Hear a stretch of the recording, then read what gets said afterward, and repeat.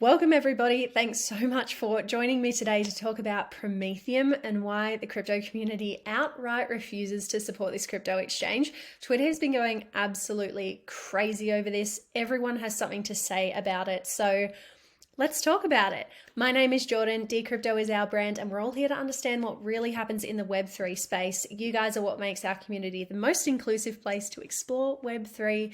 So before we talk about today's topic, hit the like button and subscribe to be part of the Decrypto channel and support us as we go along. Let's get into it. Crypto Twitter really erupted over Prometheum. It kind of just appeared out of nowhere, and it's taken a minute for the crypto news cycle to catch up. I'm going to run through this article from Decrypt today. Prometheum, what you need to know about the SEC's poster child for crypto compliance. If you've never heard of the crypto startup Prometheum before this week, then you are far from alone, and yet seemingly overnight, the company has become the Security and Exchange Commission's poster child for compliance, a shining example of regulatory certainty for an industry filled with hacksters, fraudsters, and scam artists, according to the SEC Chair Gary Gensler, who is not well liked in the crypto community at all. And I think we can all agree that the crypto community is not just full of hacksters and fraudsters and scam artists, but also of, incredibly innovative people who can see a lot of potential in cryptocurrency and this next wave of innovation. So this is Prometheum here. This is their website. They basically say that they're building the future of markets. They're a cryptocurrency exchange that argues to be compliant with the SEC's regulation, and that they only offer crypto assets that are compliant with the definition of a security. Now, this all looks pretty good, pretty professional, but the crypto community has taken Prometheum to task, and we're going to dive into why that is. So, what is Prometheum and who is behind it? Industry observers have been really quick to cast aspersions about the startup, scrutinizing the viability and roots of its business after the company's co-CEO testified before members of Congress. That is referring to this testimony here. It's 4 hours and 45 minutes long. So no, we're not, we're not going to watch it. But I think that is what has erupted all of this scrutiny coming from the crypto market. And of course, when the co-CEO of Prometheum testified before members of Congress, the Republican Party really took the co-CEO to task, mainly because Gary Gensler in the SEC is a regulatory body that's working on behalf right now of the ruling party, which is the Democrats. So of course, it's the Republicans' job to disparage, anything that they do as a party. But in this case, rightly so, and you'll soon see why. Describing itself as a market ecosystem for digital asset securities, the firm says it's the first crypto-centric broker-dealer to register with the SEC while being a member of FINRA. Now, FINRA is a regulatory body that's job is to protect investors. Here we go. Jobs to protect investors and ensure the market's integrity. It's a government-authorized non-for-profit organization that oversees US broker-dealers. So obviously Prometheum is cozied up with this regulatory body and, of course, is in cahoots with the SEC. So, okay. And it's bent on bridging traditional finance to crypto. I'd say that to an extent, yes, we do want to somewhat bridge traditional finance to crypto, but crypto was, really created on this founding idea that there could be a currency that stands independently of fiat currency or government issued currency. And this whole move towards trying to establish an independent currency harks back to the 1980s when a man named David Chom wrote about, for the first time, digital signatures, which eventually led to the creation and demise of DigiCash. But then there was a movement in San Francisco in the early 1990s. I think they were called the cypherpunks, so a group that got together, and really they have been the ones that have waged this battle towards establishing a cryptocurrency independent of fiat currency, but that's cryptographically secure. So you might think, well, Bitcoin was, the first currency that could do that successfully. But just know that the history of cryptography and currency and experimenting with different ways to bind those two together has been going on for quite some time, and that movement has been, quite strong, and I guess, manifested in the creation of Bitcoin, and that's when I think it really, Bitcoin is the first cryptocurrency, but that's when it really made it onto the general public's radar that something like this was even possible in the first place. So to that end, the company's founder and co-CEO Aaron Kaplan testified before the House Financial Services Committee earlier this week, saying a path to compliance has been clearly laid out by the SEC. These are fighting words from Prometheum, because the crypto industry is currently arguing that there is no clear path to compliance, that the definition of a security and what should be regulated within the cryptocurrency space is hazy at best. So already off to not a good start. It's kind of like, I feel like it's like that kid that sat at the front of the classroom and, would want to show off to the teacher and get all the answers right. Nothing wrong with being at the front of the class, guys. I mean, I was probably right up there with them, but in terms of what Prometheum is trying to achieve and trying to say, we are compliant with regulation, there is a way to do this, that's problematic, because we've seen plenty of exchanges try to be compliant with US regulation, and it hasn't worked so far. So Kaplan also pushed back against this new legislation in the US aimed at clarifying crypto, saying, counter to what many firms in the SEC sites have expressed, that it's not in the best interest of the investing public, and those who argue for new laws are simply not willing to comply with existing applicable securities laws. I mean, you have to remember, Prometheum is a very, very small fish in what is a huge sea. I mean, Binance and Coinbase, the crypto exchanges that were recently slapped with lawsuits, cumulatively manage billions and billions and billions of dollars worth of customer funds. They are, the dominant market players, and even they don't believe that they've been able to fall in line with the SEC's regulations, especially Coinbase, who is pretty squeaky clean. And I understand, that Brian Armstrong, who's the CEO of Coinbase, is quite an altruistic character in the crypto world, and even he is at a bit of a loss by the SEC's attempt to try and regulate cryptocurrency through existing securities law. His comments, referring to the Prometheum CEO, provoked criticism for many members of the digital assets industry, who suggested that Prometheum, a relatively unknown firm, received preferential treatment from regulators for parroting the SEC stance and mirroring statements made by Gensler, including that crypto regulations already exist. And you can see here in this tweet, Prometheum's stance is clear. There is a path forward, according to them, for digital assets in the US through the current regulatory frameworks set up by the federal securities law. And then they refer to that testimony that Aaron Kaplan did in front of Congress. You can see here the thread that has followed this post. it's not looking good. Wendio, who's a very popular commentator in the crypto space, no, it's not. You're completely full of it. We know what you're doing, and we will make noise. The sus meter is off the charts.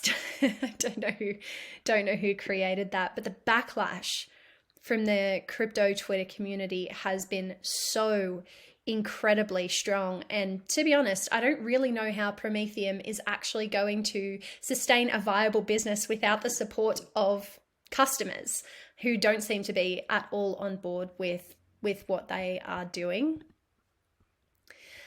So back to the article, Kaplan told Decrypt in a statement that the firm's newly attained regulatory status was the product of hard work. I'm sure it was, if you're trying to squeeze cryptocurrency into the very narrow definition of a security, by which, it's worth mentioning here, the definition of a security was actually created way back in the early 1900s when the SEC was first established and when cryptocurrency assets weren't even around. He says, Prometheum has been working for years to build a compliant, regulated trading platform for digital asset securities to provide investors the protections afforded under the federal securities laws, and goes on to say that this is an important step as it shows there's a regulatory pathway to obtain approval. So basically they're saying here is, if you just do what we did and you comply by the rules and you play by the rule book, then you too will get approved. And, it's no problem. But as we'll go on to find out, Prometheum hasn't even and won't list Bitcoin or Ethereum. And they haven't even disclosed which crypto assets they will be listing. That is guarded information. So we have no idea, really what's going to happen. As Republican lawmakers continue to hound America's financial watchdog and Gary Gensler in the wake of enforcement actions against Binance and Coinbase, Prometheum's apparent success with regulators dovetails nicely with Gensler's repeated claims that non-compliance is a choice. So again, it appears as though Prometheum is cozying up to the SEC at a time when Gary Gensler is under a lot of pressure, especially from legal courts and from Congress. I guess he needs one win in his corner, and this seems to be the win. However, I guess if the government and the crypto community have one thing in common right now, or at least the Republican side of the government and the crypto community, is that this is just not going to fly at all. Prometheum's apparent success with regulators, blah, blah, blah, we read that. Speaking on CNBC last week, Gary Gensler upheld Prometheum as an example of how digital asset firms can come in and register despite what industry players say. It kind of sounds like a bit of it's like the SEC saying, well, if they can do it, then why does everyone else have a problem? You're the problem, not us. And Prometheum, I guess, is the poster child right now for the SEC's bid to bring everybody and every, industry player into compliance. But realistically, that compliance is completely bringing the crypto industry, at least in the US, to its knees. And it's just not really a way to allow for innovation or spark, or, to spark interest among new investors to get into cryptocurrency. It doesn't inspire a lot of confidence at all. He also mentioned that the US doesn't really need cryptocurrency anyway, which I thought was an interesting comment. I think that the government only really expresses interest in cryptocurrency where it serves in their best interest, where they can tax it and make a decent amount of the taxation of cryptocurrency. We have had success even in the past 2 weeks, Gensler says. Gary Gensler, the chair of the SEC, a crypto entity filed as what's called a special purpose broker-dealer and came into compliance that way. I don't even know. I mean, what the heck is a special purpose broker-dealer? I'm not really too sure. Maybe that was just something that was created from out of nowhere. Yet Kaplan caught flack from Rep. Mike Flood, on Tuesday at the hearing. So he's a Republican. And obviously, like I said, the Republicans are trying to, question Kaplan over what the heck Prometheum is really up to, because it all just seems a little bit dicey. Who teased out his current questions during the hearing that Prometheum doesn't currently allow customers to trade Bitcoin and Ethereum. Kaplan said that's partly because the firm is taking a crawl, walk, run approach. Now, I saw this clip where he said that. I don't really understand why you would exclude the two most dominant cryptocurrencies from your digital asset exchange, especially when they dominate about over 60% of the cryptocurrency market value. It doesn't seem like a wise business decision to me. In May, Prometheum declined to provide Bloomberg with a list of assets it intends to mention on its platform, explaining that its offerings will be based on internal decisions as to what qualifies as a security. So they've obviously got their own internal decision-making process to say, this is what we deem as a security. And I guess if they are only offering registered crypto assets or crypto assets that are registered as securities, that's going to exclude a lot of crypto assets completely off of that list. Since Kaplan gave his remarks on Capitol Hill, crypto Twitter has been abuzz with users trying to figure out how Prometheum became crypto's first Gensler-anointed firm, poring over the startup's paper trail and breaking down its business model, or lack thereof. This is one of those threads that I highly recommend you go and check out by Adam Cochran. He does a 23-piece Twitter series about, Prometheum's business model and how unusual and strange it is. The lack of assets supported didn't sit well with Rodrigo Sierra, special counsel for the crypto-focused investment firm Paradigm, who described Prometheum's alternative trading systems as effectively a bicycle with no wheels. His statement was included in a separate Twitter thread where Castle Island Ventures general partner Matt Walsh raised other issues with Prometheum, calling it the strangest thing he's seen in a while. And I think that we can all agree on that. That's another Twitter thread that is certainly, worth going and checking out. Walsh went as far to say that the SEC is using Prometheum, a fringe player with no business model, fair enough, to try and convince Democrats that a Republican-led market structure bill on digital assets should be opposed. So the Democrats, are obviously, it's a bipartisan political system, just like it is here in Australia. Liberals, Labor, over there, it's over in the US, it's Republicans and Democrats. And obviously they will do anything to disparage each party. And sometimes whatever side that party sits on can more closely align with how the crypto community feels.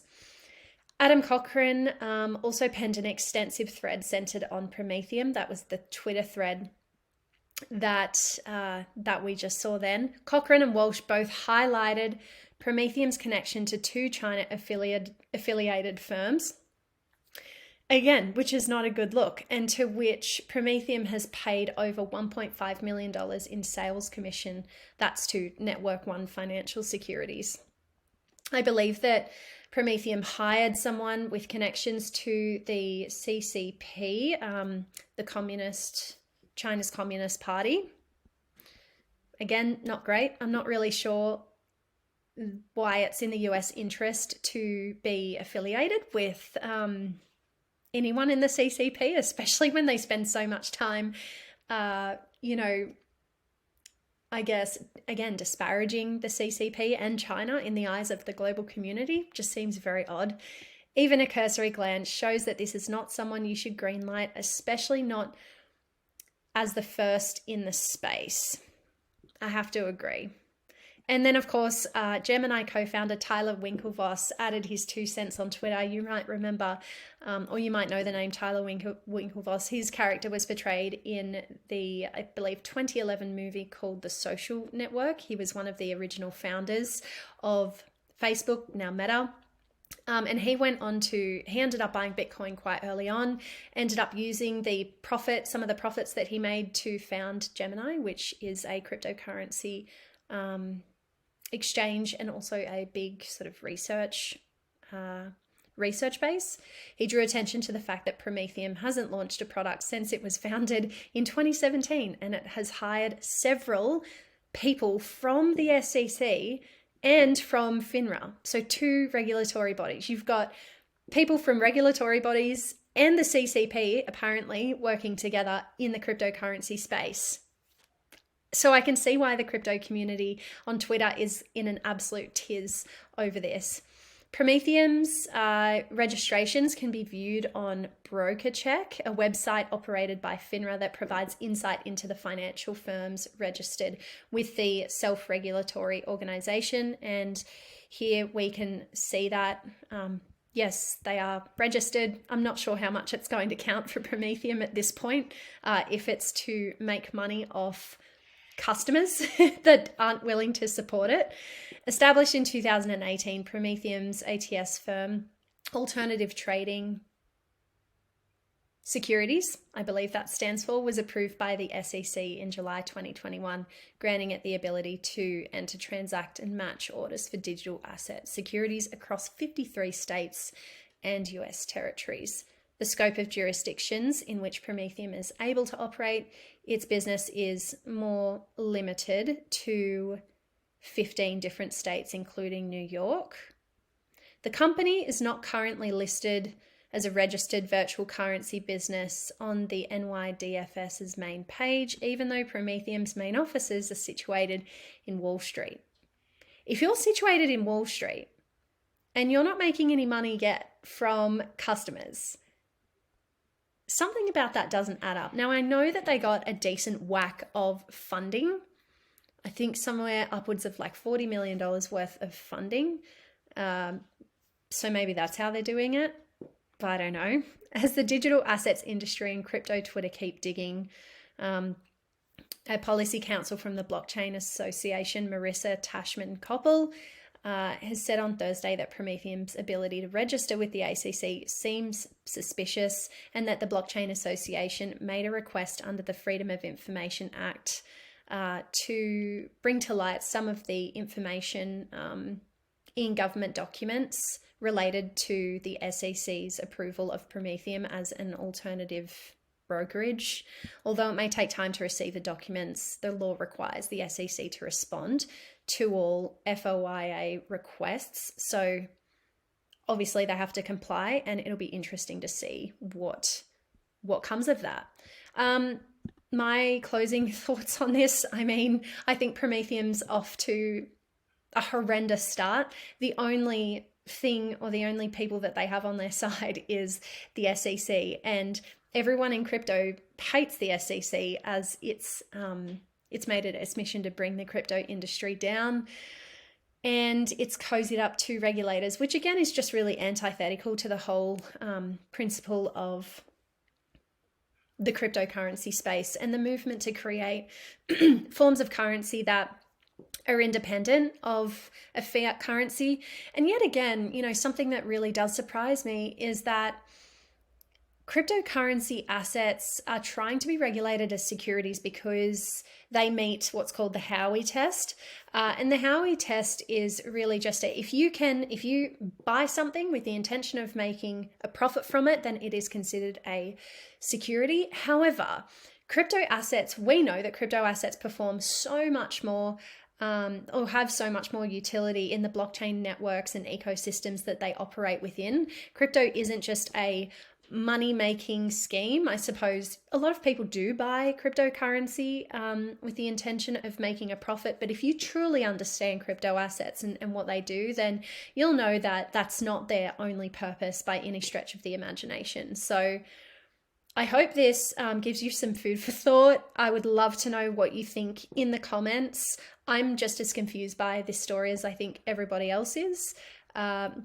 So with that being said, I will leave it there. And again, don't forget to like, comment, share this this YouTube video. I love doing these sort of high-level news summaries, and I think it's important to provide commentary around what's being said online so that we can take what might seem really complex and difficult to understand and just make it easy to understand so that we can wrap our heads around it together. So don't forget to subscribe, and I will see you probably very soon with an update as this story unfolds. I'm Jordan Franklin behind Dear Crypto, and I'll see you guys later.